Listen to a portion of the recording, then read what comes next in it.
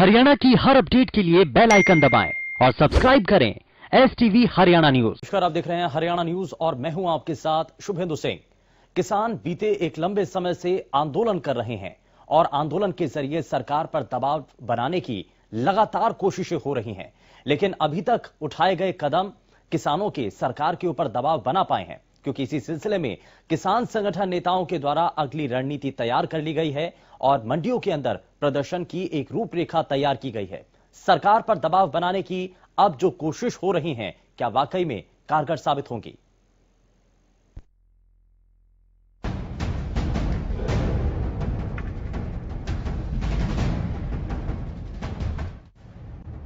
दिल्ली की सीमाओं पर धरना दे रहे किसानों ने आंदोलन में तेजी लाने के लिए नए सिरे से रणनीति तैयार की है, जिसके तहत महीने के आखिरी तक कई कार्यक्रम किए जाएंगे।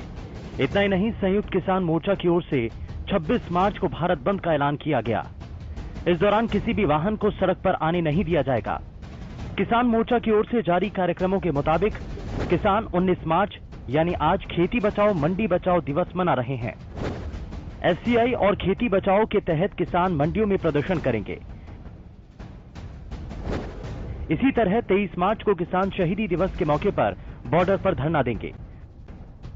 साथ ही 26 मार्च को आंदोलन के 4 महीने पूरे होने पर भारत बंद का ऐलान किया गया है। किसानों का अगला कार्यक्रम 28 मार्च को होगा। इस दिन किसान होलिका दहन के दौरान कृषि कानूनों की प्रतियां जलाकर अपना रोष प्रदर्शन करेंगे। वक्त बीतने के साथ ही देश के युवा भी किसान आंदोलन से जुड़ रहे हैं। इतना ही नहीं, युवा किसानों ने आंदोलन को गति और मजबूती देने के लिए नए नए तरीकों का सहारा लिया है। कुरुक्षेत्र में किसानों ने अनोखे तरीके से किसान आंदोलन को मजबूती देने के लिए लोगों से आग्रह किया। यहां किसानों ने अपील लिखे बैनरों को हाथों में लेकर लोगों से आग्रह किया कि वो किसान आंदोलन के समर्थन में हॉर्न बजाएं। किसानों की इस मुहिम के साथ कई लोग जुड़ रहे हैं। इस दौरान यातायात संचालन में किसी तरह की बाधा न आए, इसका भी पूरा ध्यान रखा गया है। किसान अपील लिखे बोर्ड लेकर कुरुक्षेत्र की अलग अलग चौराहों पर खड़े हो रहे हैं और लोगों से समर्थन की अपील कर रहे हैं। जो यहाँ पे सारे किसान भाई इकट्ठे हुए हैं, जैसे कि हमारे प्रधान जी के दिशा निर्देश थे हमारे लिए, इस सभी ने यहाँ पे 5 बजे इकट्ठा होना, 5 से 8 बजे तक की ड्यूटी देनी है।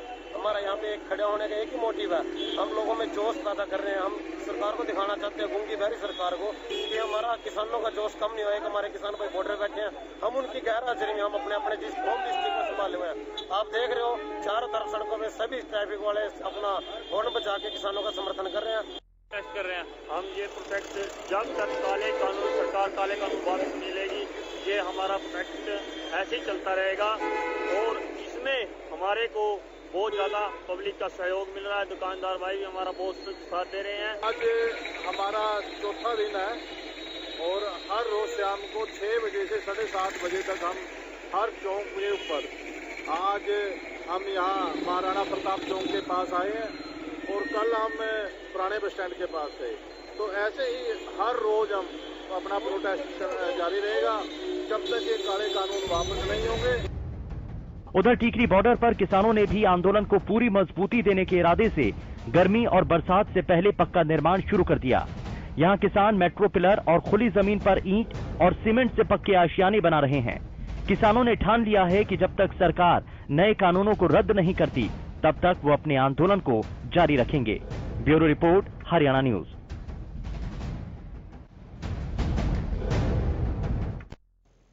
तो खेती बचाओ मंडी बचाओ का ये कार्यक्रम आज किसानों के द्वारा शुरू कर दिया गया है और इसको लेकर के क्या तस्वीरें हैं जरा देख लेते हैं, समझ लेते हैं। हमारे साथ हमारे संवाददाता हिसार से अनूप कुंडू हमारे साथ जुड़ चुके हैं। अनूप, जरा सबसे पहले मैं आपका ही रुख कर रहा हूं और हमारे साथ गोहाना मंडी से हमारे संवाददाता राम सिंह कार्यक्रम में हमारे साथ जुड़ चुके हैं और साथ ही साथ किसान नेता प्रहलाद भारूखेड़ा भी हमारे साथ कार्यक्रम में जुड़ चुके हैं।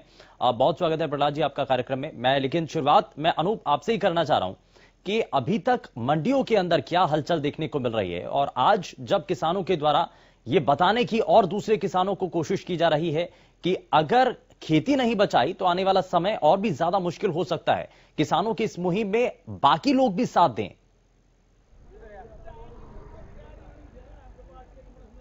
बिल्कुल शुभेंदु जी, जिस प्रकार से संयुक्त किसान मोर्चा द्वारा आह्वान किया गया था और उस तरह से किसान भी उस रणनीति को लगातार अमली जमा पहना रहे हैं। आज अगर हम बात करें तो जिस प्रकार से उकलाना की अनाज मंडी के सामने हम खड़े हैं, उकलाना की अनाज मंडी के सामने किसान अपना धरना प्रदर्शन करेंगे और उसके बाद ज्ञापन देंगे। किसानों की मांग है कि जो ये 3 कानून बनाए गए हैं इनको रद्द किया जाए। इसके बाद जो 26 तारीख का है वो भारत बंद का ऐलान है। 28 तारीख को जो है होलिका दहन के समय में 3 कानूनों की प्रतियां जलाई जाएगी। आज देख सकते हैं बहुत सारे किसान हमारे साथ हैं जो यहाँ पर अपनी मांगों को लेकर के आज धरना प्रदर्शन करने के लिए पहुंचे हैं। जी अनूप, जरा बातचीत करिए, किसानों का आखिर क्या कहना है और आज मंडियों में आकर के वो क्या उनका आगे का कार्यक्रम है, क्या बताना चाहते हैं? हाँ बिल्कुल, जिस प्रकार आज का क्या कार्यक्रम रहने वाला?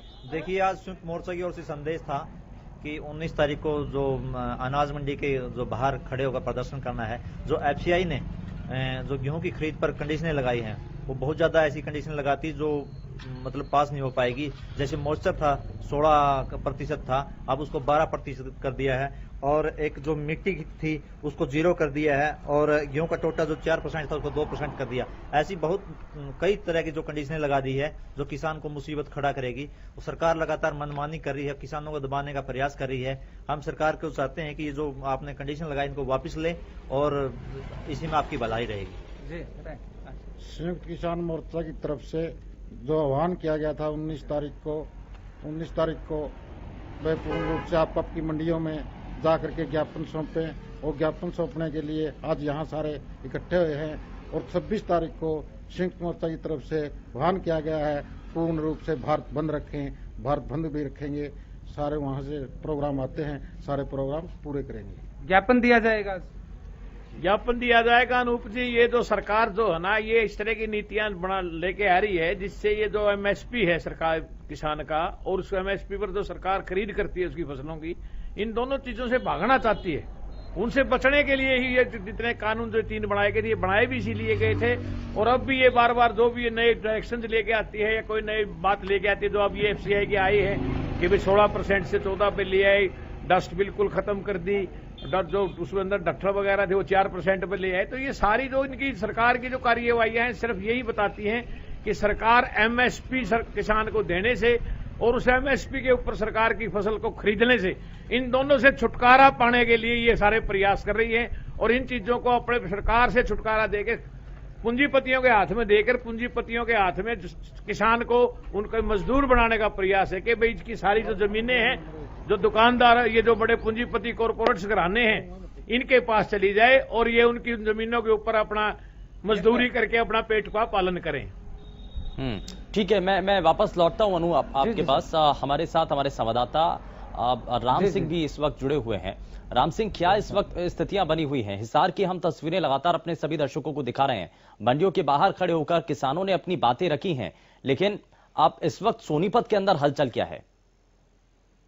देखिए, कृषि कानून को लेकर लगातार किसान विरोध प्रदर्शन कर रहे हैं और आंदोलन जो है 114 दिन के अंतराल पर जा पहुंचा है। और आज जिस प्रकार का किसानों द्वारा ऐलान, संयुक्त किसान मोर्चा द्वारा अलग अलग दिन की जो रणनीति जो है वो बनाई गई है, 29 तारीख तक जो है एक रणनीति है वो किसानों द्वारा बनाई गई है। आज कृषि बचाओ और जो है एफसीआई बचाओ अभियान के तहत जो आंदोलन है वो तेज किया गया है। आज यहाँ पर सोनीपत में काफी किसान जो है पहुंचे हैं और अभी लगातार ये सिलसिला है वो चल रहा है। अलग अलग खाप के लोग जो है ट्राली में सवार होकर यहाँ पहुंच रहे हैं। अभी जटवाड़ा खाप से एक खाप है, वहां से कुछ लोग जो ट्राली में सवार होकर पहुंचे हैं, क्योंकि जिस प्रकार का ऐलान संयुक्त किसान मोर्चा की तरफ से किया गया था उसी ऐलान के मुताबिक जो किसान है आज अलग अलग मंडियों में अपना विरोध प्रदर्शन कर रहे हैं। खेती बचाओ अभियान के तहत ही यहाँ पर काफी किसान जो है एकत्रित हुए हैं और इसके बाद ये जो प्रोटेस्ट है ये करीबन 11 बजे से लेकर 2 बजे तक रहने वाला है।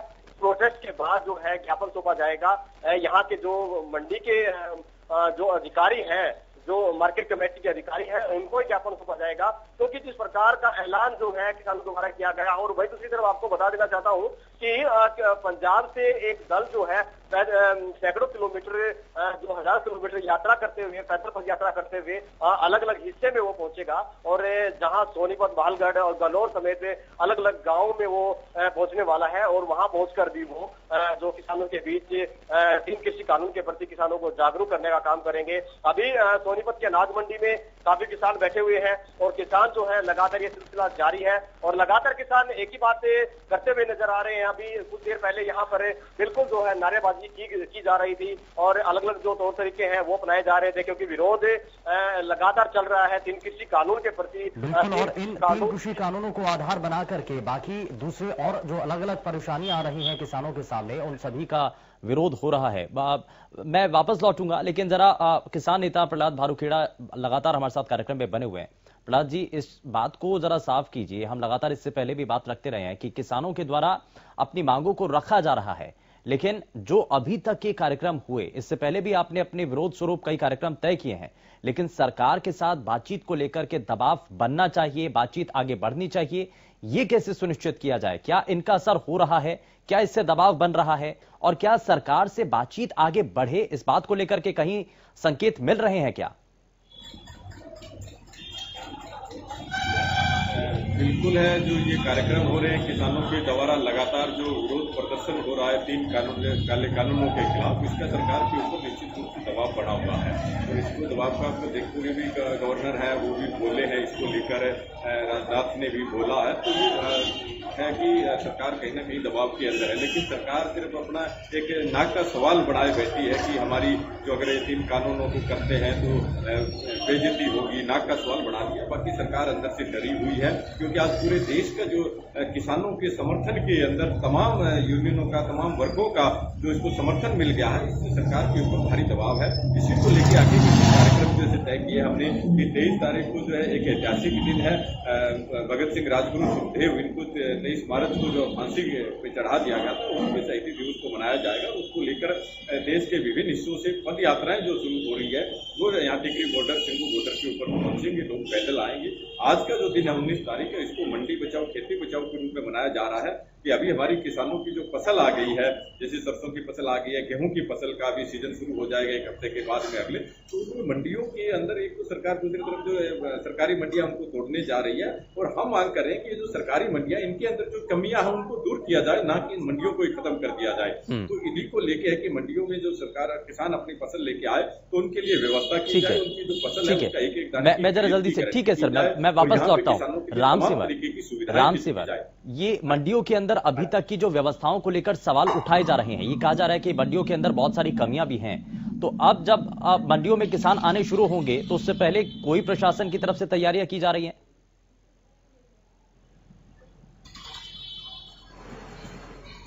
बाद जो फसल है मंडियों में पहुंचेगी, लेकिन उससे पहले जो जिस प्रकार की तैयारियां जो है मंडी प्रशासन द्वारा की जानी चाहिए, वो तमाम प्रकार की तैयारियां जो है यहाँ मुकम्मल नजर नहीं आ रही। यहाँ इवन यहाँ तक की जो सड़कें हैं वो इतनी दुरुस्त नहीं है, क्योंकि जो अनाज है ज्यादातर जब देखा जाता है, जब अनाज आता है तो वो खुले सड़क पर ही डाल दिया जाता है, ना कोई तिरपाल होता है, ना कोई अन्य जो नीचे बिछाने की कोई वस्तु जो है कोई भी नहीं होती है। तो ऐसे में जो अनाज जो है खुले छत के, खुले जो आसमान है उसके नीचे रखा जाता है। और कई बार इस टाइम जो है कुछ समय के लिए बरसात का जो है कुछ बूंदे जो है वो आती भी हैं, और लगातार हर सीजन में ऐसा होता है। लेकिन इस प्रकार जिस प्रकार सोनीपत अगर मंडी की बात करें तो मंडी में भी इस प्रकार के इंतजाम जो है इतने मुकम्मल नहीं है, और जिस प्रकार की बड़ी बड़ी दावे और बड़े बड़े वादे जो है मंडी प्रशासन द्वारा किए जाते हैं, लेकिन तमाम दावे जो है वो खोखले नजर आते हैं। फिलहाल भी अभी जायजा लिया गया तो यहाँ पर भी वो तमाम तस्वीरें देखने को मिली कि यहाँ की जो सड़कें हैं अभी तक दुरुस्त नहीं कराई गई है, मंडियों में साफ सफाई की व्यवस्था जो है वो दुरुस्त नहीं है। तो इससे ये जरूर लगता है कि मंडी प्रशासन जो है वो कहीं ना कहीं सोया हुआ है, और जिस प्रकार की तैयारियां जो है मंडी प्रशासन द्वारा फसल आने से पहले तो की जानी चाहिए वो यहाँ अभी देखने को नहीं मिल रही है। दूसरी तरफ किसान मंडी के सामने ही प्रोटेस्ट कर रहे हैं। ठीक है, बहुत शुक्रिया राम सेवर, आप जुड़े और आप ये सभी जानकारी जो हमारे दर्शकों तक पहुंचाई है, बहुत शुक्रिया। लेकिन मैं जरा रुक कर रहा हूं अनूप का। अनूप, जरा ये भी बताइए कि सरकार इस कोशिश में है कि इस बार जब मंडियों के अंदर खरीद होगी तो सरकार की मंशा यही है कि ज्यादा से ज्यादा खरीद हो सके और किसानों को यह बताया जा सके कि सरकार खरीद कर रही है और सही तरीके से आप यहां पर खरीद प्रक्रिया चलेगी, इस बात को सुनिश्चित कर रही है सरकार। लेकिन मंडियों के अंदर खामियां कई हैं। गोहाना के अंदर क्या कमियां हैं वो रामसेवर ने बताया है, लेकिन हिसार के अंदर क्या अभी तक तैयारियां की गई हैं और क्या कमियां हैं, जरा बताइए अनूप। देखिए, जिस प्रकार से गेहूं का सीजन अभी शुरू हो चुका है, मंडियों में व्यवस्था की जानी थी वो अभी तक किसान बता रहे हैं वो नहीं की गई है। परचेजर का अभी तक कोई पता नहीं, परचेज कौन सी कंपनी करेगी, कितनी करेगी। फिलहाल किसान ये भी बता रहे हैं कि उसमें जो मिट्टी और नमी की मात्रा थी उसको लेकर के भी सरकार ने कटौती की है। तो ये तमाम चीजें जो है कहीं न कहीं अब किसान जब फसल लेकर के मंडियों में पहुंचेंगे तो उनके लिए बड़ी दुखदायी रहेगी। जी ठीक है। कृषि मंत्री जेपी दलाल इस बीच हमारे साथ कार्यक्रम में जुड़ चुके हैं। बहुत स्वागत है सर आपका कार्यक्रम में। किसानों के सामने मुश्किलें अपार हैं, परेशानियां बहुत सी हैं, लेकिन इन सब को लेकर के किसानों को कैसे भरोसा दिलाया जाएगा कि अब मंडियों के अंदर व्यवस्थाएं ठीक हैं, पहले के मुकाबले सुधार हुआ है? लगता है शायद संपर्क टूट गया है, लेकिन मैं प्रहलाद जी, अब ये मांग सरकार से आप कर रहे हैं, मंडियों के अंदर जो चीजें हैं उनको दुरुस्त किया जाए, कम से कम शुरुआत यहीं से हो जाए।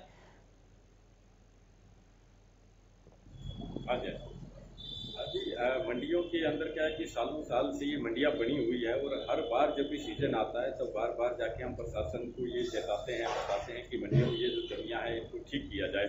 लेकिन जब इनकी सरकार को ये चीजों का पता है, प्रशासन को पता है कि हमारे सामने हर साल दिक्कतें आती है, जब गेहूं की फसल आती है तो बारदाने की दिक्कत आती है कि बारदाना पूरा नहीं हो पाता तो फसल मंडियों के अंदर उठान नहीं हो पाता, उससे दिक्कतें आती है।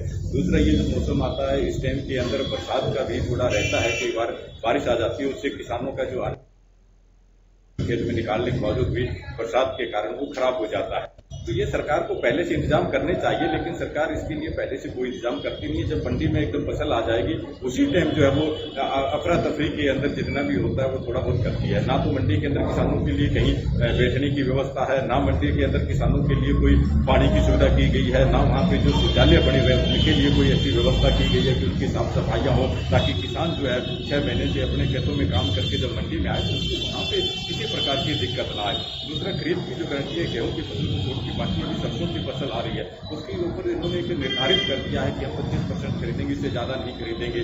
आपके खेत के अंदर जितनी फसल हो रही है उसका 25% ये खरीदे, जबकि हम कह रहे हैं कि जो किसान ने पैदा किया है वो अनाज जो है उसका एक एक दाना खरीदने की गारंटी होनी चाहिए। इसके अंदर बहुत से किसानों को जो है सरकारी जो भाव है वो मिल नहीं पाता है, MSP रेट नहीं मिल पाता है और बाहर प्राइवेट को जो है किसान अपनी फसल सस्ते पे बेचने को मजबूर हो जाता है। तो इनको लेके हम बार बार जो है मंडियों के अंदर जा रहे हैं। आज का दिन ये है कि मंडी बचाओ, खेती बचाओ, ये मंडियां रहेगी तो किसानों की जो है वो फसल बिकेगी। अगर ये मंडियां नहीं रहेगी इन कानूनों के तहत, ठीक है। तो जरा अनूप का रुख कर रहा हूं। अनूप जरा ये बताइए, किसानों से जरा बातचीत करिए, उनके सामने जब वो मंडी के अंदर जा रहे हैं तो अभी क्या क्या सुविधाएं उनको चाहिए और क्या क्या परेशानियां उनके सामने आती हैं?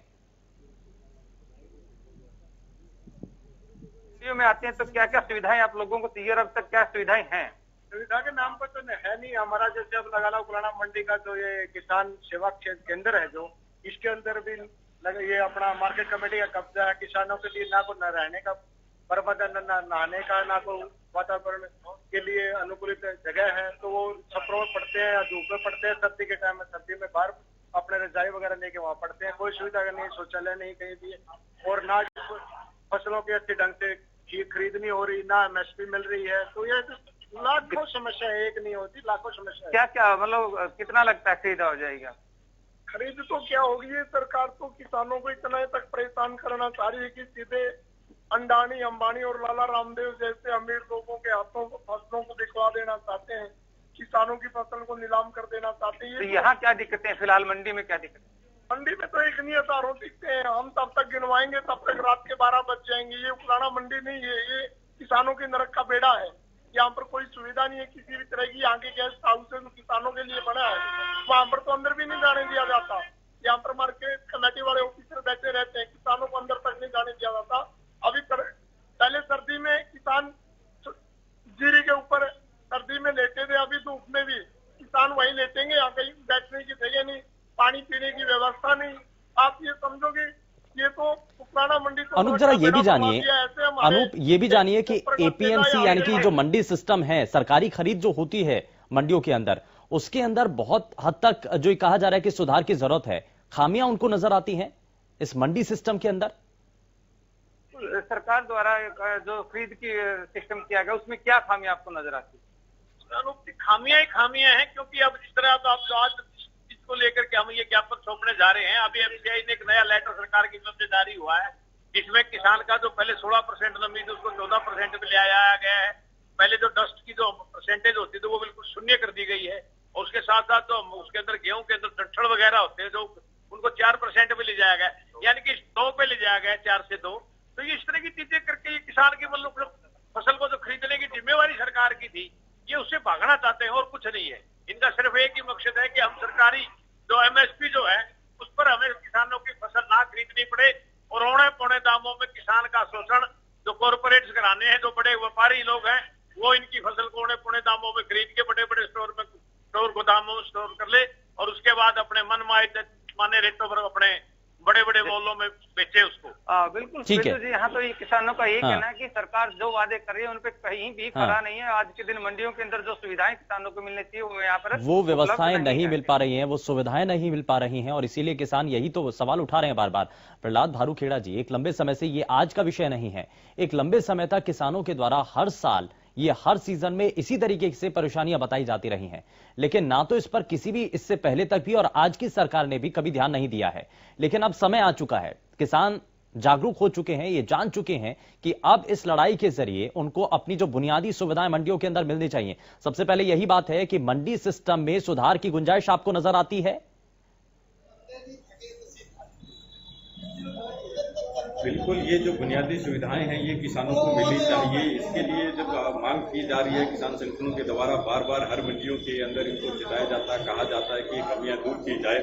अब सरकार जो है कमियां दूर करने के बजाय मंडियों को ही खत्म करने पे तुल पड़ी है। आपको बता दूं कि मंडियों के अंदर किसानों के लिए किसान भवन बनाए गए थे कि मंडी में जब किसान आता है तो उसको 1-2 दिन रुकना पड़ता है अपनी फसल को लेकर, तो वहाँ कोई व्यवस्था हो रुकने की। तो हर मंडी के अंदर किसान भवन बने हैं जिनके ऊपर करोड़ों रुपया खर्च हुआ है, उनके अंदर रूम बने हुए हैं, वहाँ पे कैंटीन की व्यवस्था का ये प्रावधान मार्केट कमेटी के अंदर जो फीस आती है उस फीस से किसान जो फसल लेके आता है उसके हर चीज की सुविधा और उसको हर चीज से किसी प्रकार की दिक्कत ना आए, इसके लिए ये चीजें की गई है। लेकिन किसान भवन के ऊपर जो बने हुए हैं उनमें किसानों को जाने की इजाजत नहीं होती। वहाँ पे तो जो ये कर्मचारी है मार्केट कमेटी के या डीसी ऑफिस के जो अधिकारी है उन लोगों का उनके ऊपर कब्जा है। वहाँ पे दूसरे तरीके के जो अफसर है उनको बैठा दिया गया है, वहाँ पे छोटे छोटे और महकमे जो है उनको वहाँ पे बैठा दिया गया है, जबकि वो किसान भवन जो बना था पूर्ण रूप से सिर्फ और सिर्फ किसानों के लिए बना था कि यहाँ पे किसान आराम कर ले, उसके अंदर चारपाई हो, सोने की व्यवस्था हो, नहाने की व्यवस्था हो, वहाँ पे कैंटीन तक की व्यवस्था का प्रावधान है। लेकिन कहीं पर भी मंडियों में आप जाके देखोगे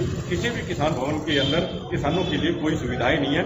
सिर्फ किसान भवनों के अंदर किसान जो प्रतिनिधि है वो जब जाते हैं तो उनके लिए तो वो खोल दिया जाता है, लेकिन आम जब किसान जब जाता है तो उनके लिए वहाँ पे वो किसान भवन नहीं खोला जाता। तो हम ये भी मांग करें कि ये जो किसान भवन है वो लगातार ठीक है, आम किसानों को भी सुविधाएं मिल सकें, और इसीलिए ये लगातार कोशिशें हैं, और इसीलिए ये मंडी सिस्टम के अंदर सुधार की बात भी की जा रही है। खैर, बहुत शुक्रिया प्रहलाद जी, आप जुड़े हमारे साथ, और अनूप हमारे संवाददाता लगातार हमारे साथ जुड़े। लेकिन ये